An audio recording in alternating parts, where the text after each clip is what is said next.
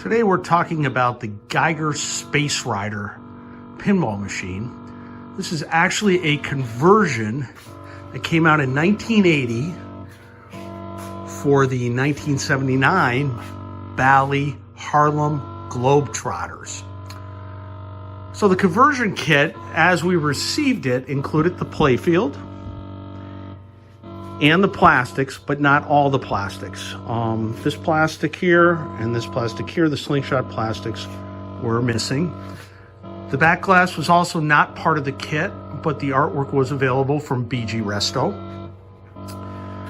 But what we're going to talk about today is some of the things we did to make the Space Rider a little bit more spacey and a little less basketball-like. Since we already had to make new slingshot plastics, we found the artwork on Internet Pinball Database, and since the design was so simple, we just redrew it and then made the plastics.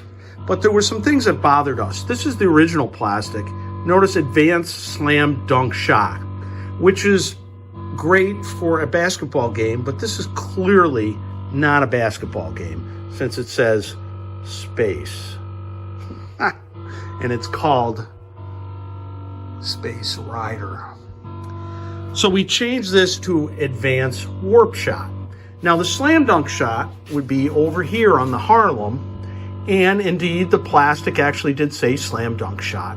So we made a new plastic to say Warp Shot to reflect what our new plastic said here. And then the last plastic that we modified was this one. This is the original Geiger plastic free throw target spot space. We just changed it to drop target spot space.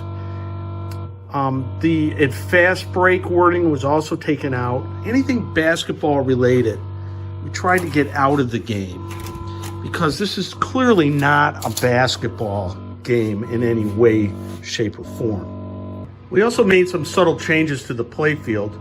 Again, it had some basketball references which we didn't much like. Originally it said globe when lit scores these values. This on the original Harlem Globetrotters was GLOBE. So we just hacked in space there. And up here it says saucer value when lit. There was a basketball reference here, so we just blanked it out with some yellow paint. And then we clear coated the whole playfield with a 2-part automotive clear to lock all those changes in.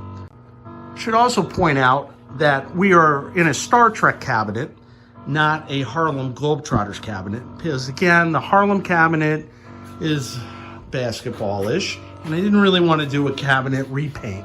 So we had a Star Trek cabinet sitting around, and it seemed like a good fit. And that way we don't have to repaint a cabinet. I'm not a big fan of doing that work. It did require some subtle changes to the wiring in the back box because the insert panel for Star Trek is a little bit different than Harlem.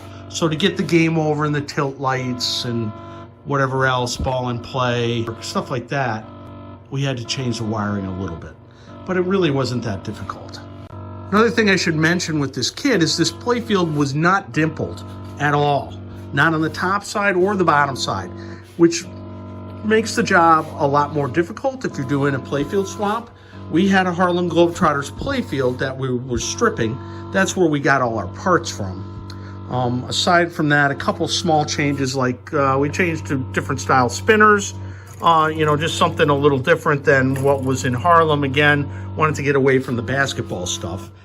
But in order to get the dimples, what we ended up doing is lining up the playfields, the Harlem right on top of the Space Rider, and then drilling through the Harlem to leave little impressions where we could screw everything down. And we did that for both the front side and the top side. It was just the easiest way for us to do it. Inside the back box, another thing we did was change the soundboard. Originally, this was a Dash 32 style soundboard. That's what was installed in the Harlem Globetrotters. But the problem with that soundboard is whenever you started a game on the Harlem or on Space Rider, as it may be, because it used the same software on the MPU board, the Harlem Globetrotters software. It would play that sweet Georgia Brown Harlem Globetrotters theme, and that just wasn't going to cut it. So what I did is I hacked in a Dash 51 soundboard. It required a little bit of change in the wiring and a little bit of the change in actually the U2 chip up here to get it to work. But we're real happy with it because we now have a custom sound package that is very space-like and not basketball-like. Let's light this up and hear the custom sound package.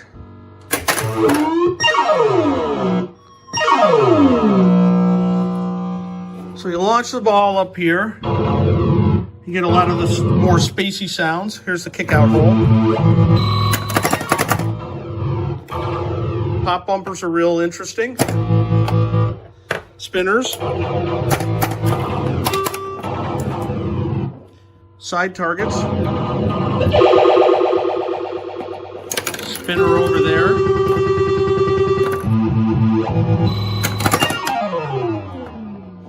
So nice sound, and then the side drop targets. And then sink it in the hole.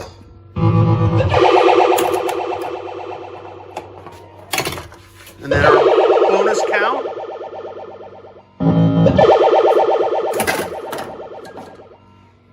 Out lanes and in lanes.